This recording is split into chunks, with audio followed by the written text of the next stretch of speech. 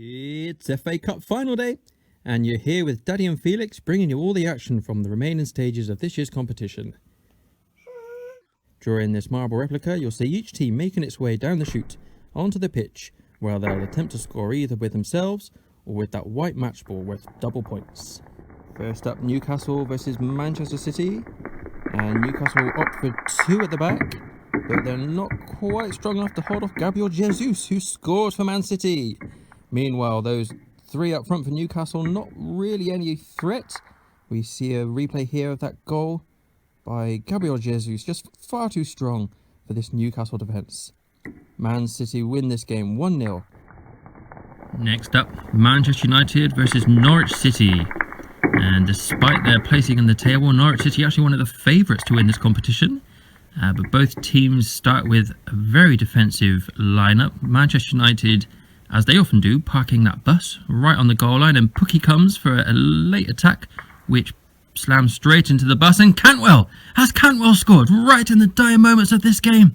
I think we'll have to take another look at that replay, and Cantwell, no, it looks as though he's been denied as well. The hold of the ball, of course, needs to cross the whole of the line, and we see in that shot that it does not. So Man United there forcing a replay against Norwich City, so they'll switch ends. Man United now attacking that right hand goal.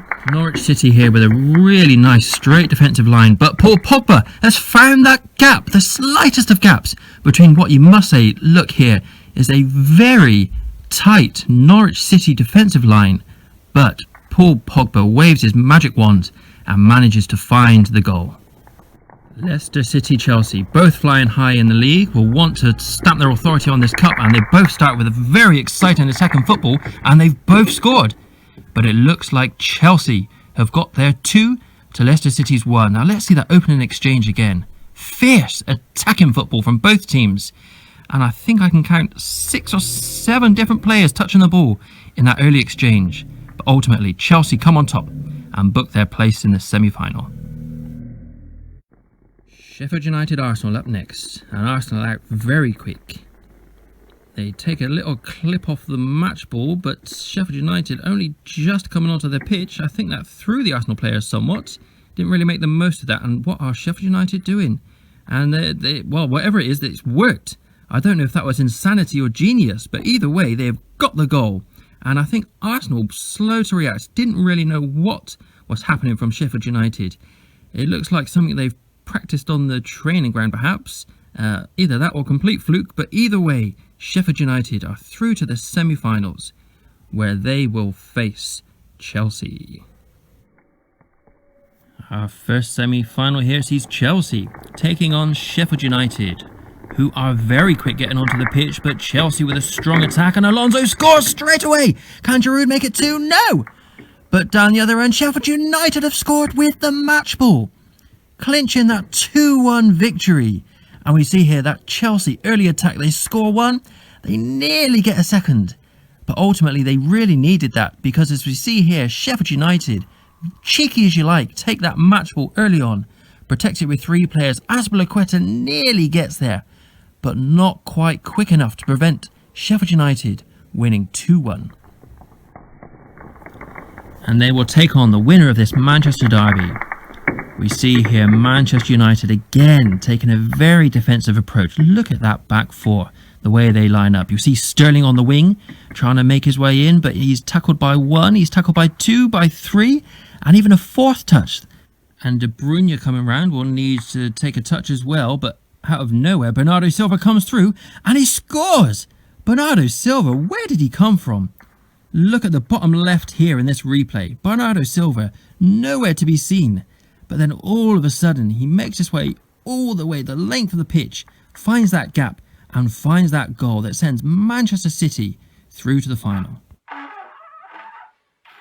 It's time for the FA Cup final, one of the most special days in the sporting calendar. We hope you're excited. We know our 2 teams here will be 2, lining up either side of this fantastic trophy they're hoping to win. Sheffield United, we see them here, well deserving of their place in their first final since 1936, and they're up against Manchester City, the reigning champions of course. Perhaps a little more fortunate to be here in the final, but that's what champions do. They win even when they're not playing well. But who will take the crown today on this pitch? It doesn't look to be in great condition if we're honest, but we know that will not take away from the magic that is the FA Cup Final 2020.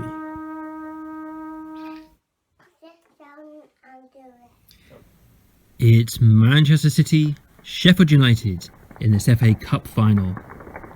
And both teams post a very strong lineup. They both go for this and they both score.